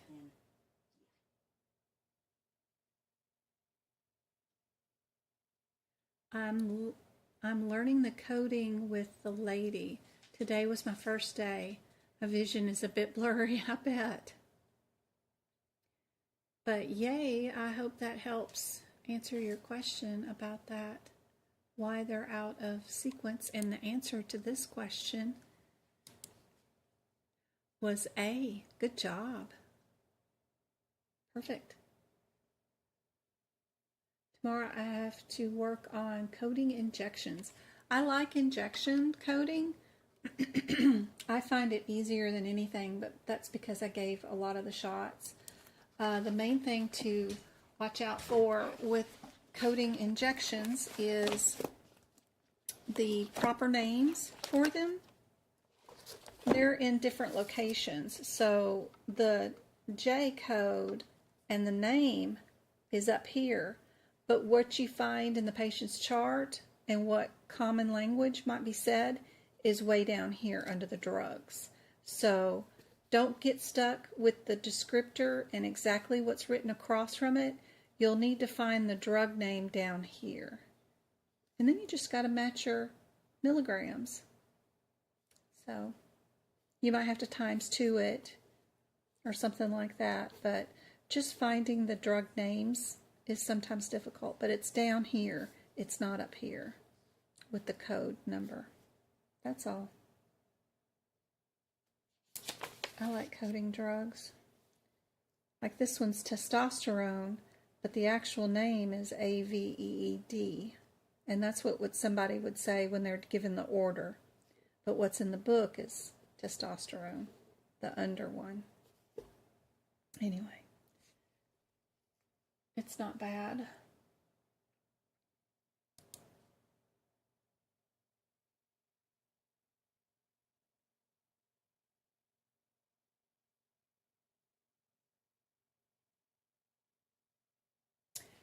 So let me show you. Window capture, maybe.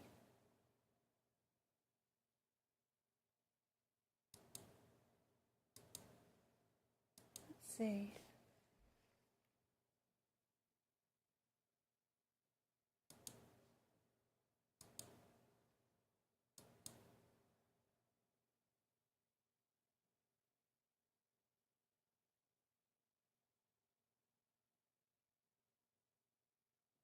Not that.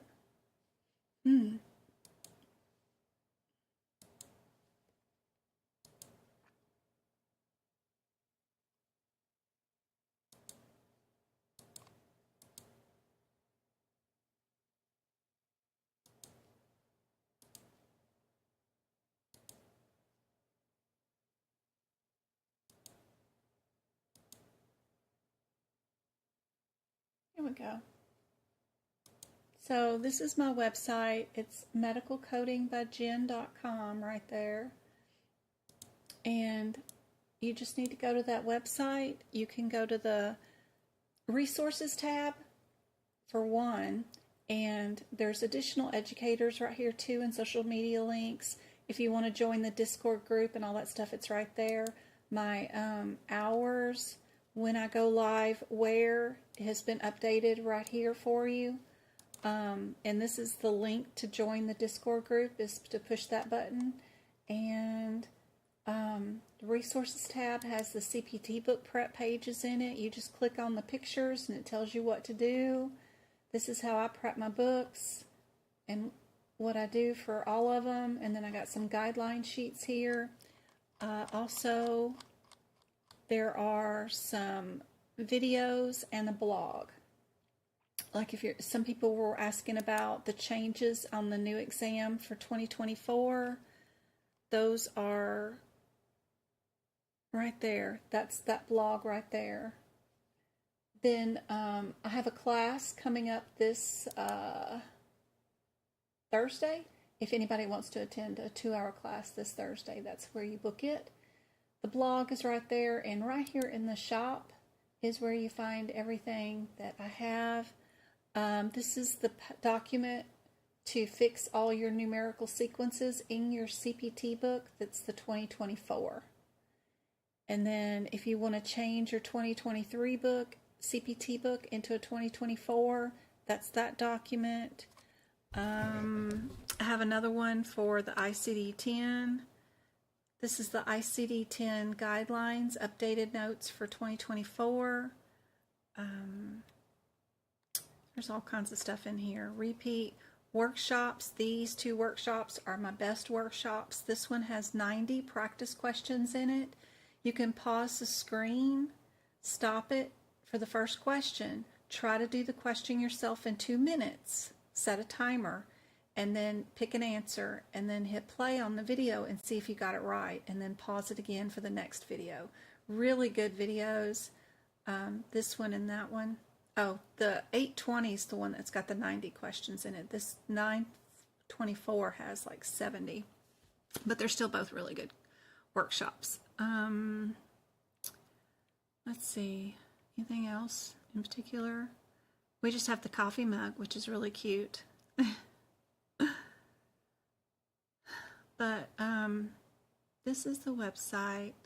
There's just a lot of stuff on it, whatever, you know. Notes for 2023, notes for 2022 are probably in here if you have those books. Just anything that you want. You can even do a search now on the site for whatever you need up here in the bar thing. You can search whatever you're looking for. So there's more links everywhere. If you want to look for Etsy notes or the TikToks or the Facebook group, they're there, but they're also under the social media thing.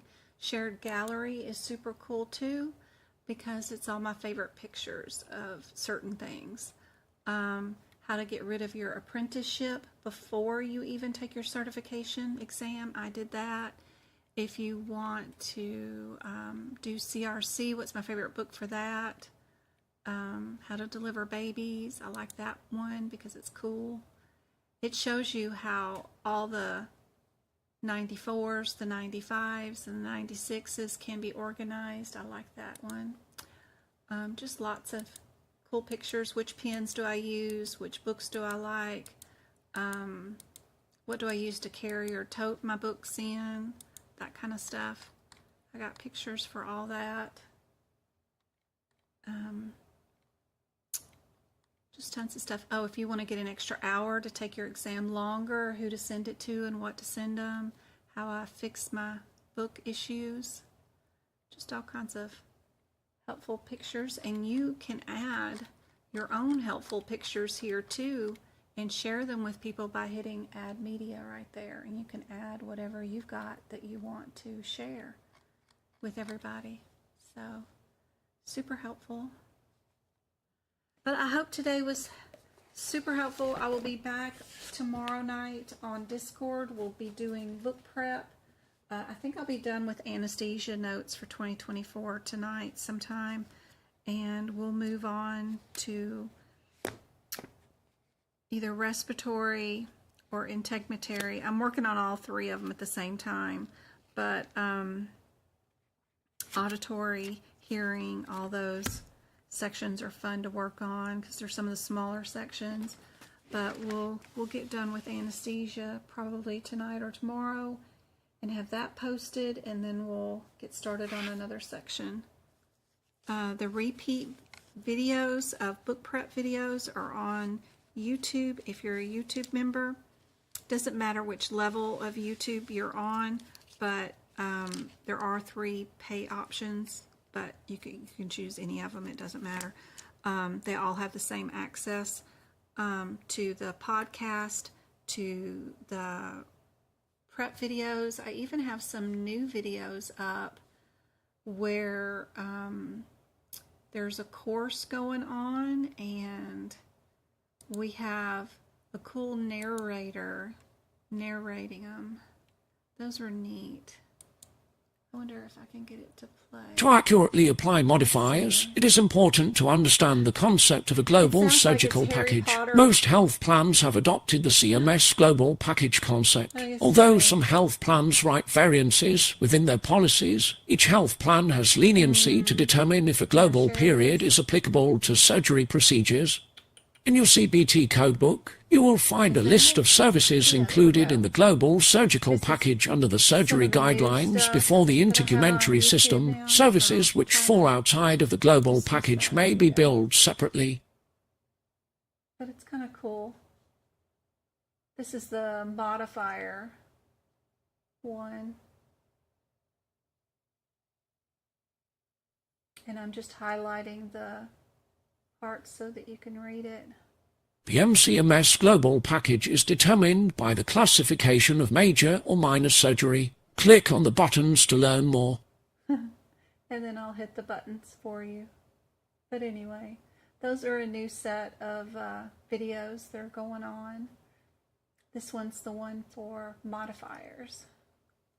To find the global days, you would access the RVU file. The RVU file also shows the percentage of... that it's helpful for you guys. So that's a new series on YouTube. They're being added into the members only videos right there. They're all about E&M. Very, very basics of E&M, so it's pretty cool. I hope this has been helpful. I'll be back tomorrow at 6:30. We'll be on TikTok and we'll do book prep. I hope y'all are doing well and getting all the help you need and for your medical coding exams. 6:30. It'll be 6:30. Be sure to follow me on TikTok at Medical Coding by Jen. Thanks, MK. You're the best. Go-kart, I'll be putting your stuff in the mail tomorrow. MK, I gotta get you a new cup out still to your mail. So if you've moved or done anything, be sure and update your address with me, because I need to get your stuff out to the mailbox too. So I gotta go tomorrow for go-kart, so let me know if there's a change in address or anything. But I want to send you another new cup. Yes, Arizona time zone. Right now in Arizona it is 8:48. So I like to go live at 6:30 Arizona time zone for 2 hours. You're very welcome. I do have cardiovascular notes, Tamara. Sure do. I love my cardiovascular notes because they even include Appendix L, where I've written in a lot of the CPT codes back there on the appendages of the arteries and legs, and those maps back there in the back. That's super helpful. I love my appendix, my cardiology notes. They are still on the page Medical Coding by Jen. They're here. Go to shop and go to cardiology, CARDIO, cardio, right there. 2022 and 2023 CPT notes all together in one bundle, and they're right there. You can just add them to the cart and instantly print them out, or I really don't recommend printing them because they're in color and they're I use all available space, so if you were to print them, you have to make sure you change your printer options to print without margins, because it's just going to cut off all my writing. But you'll be able to view the items on PDF, which is the best way, and then that way you can zoom in and out and all that kind of stuff, and not have to waste a bunch of ink. But yep, it includes all of Appendix L and all the anatomy and all that stuff. It's a big download, lots of pages.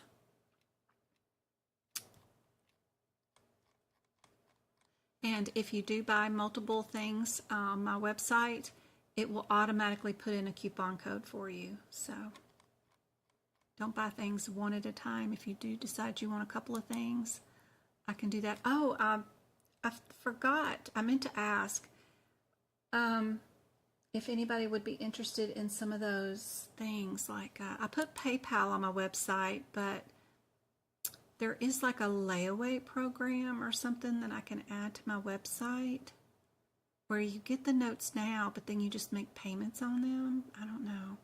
I forget the names of those. There's 2 companies that I can add to the site. I didn't know if there would be anything. I know on Etsy they offer it automatically, but my website doesn't have that, but Etsy does. But see, there's the Etsy notes. But like if I was going to add this to my cart, I think they give you an option where you can Clara, CLARNA or something, make 4 payments or something.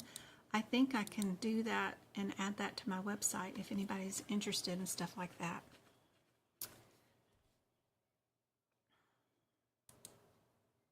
I just haven't done it. I don't know. I got to figure that out. But anyway, I hope this has been helpful, and I will see you guys again tomorrow night. I might be a minute or 2 late like tonight, but hopefully not. Today was unusual because there was a car wreck. There really was. So, but hopefully tomorrow the interstate will be just fine. There's not usually a lot of wrecks around here.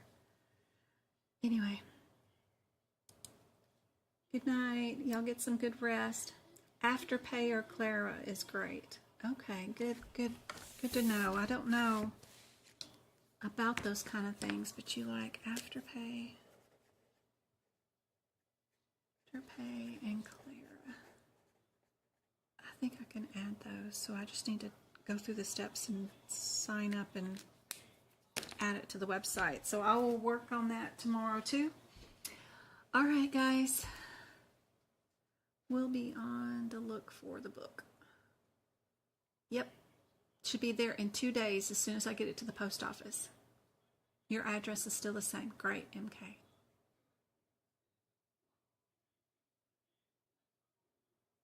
You have to buy a few things on E&M. Not for me, MK. You just talk to Twinkle. Tell her what you want. You've spent enough money on me as it is. She has really spent a lot of money on me, so a lot. Don't spend no more. Go talk to Twinkle. All right, guys. Love y'all. I will see you later.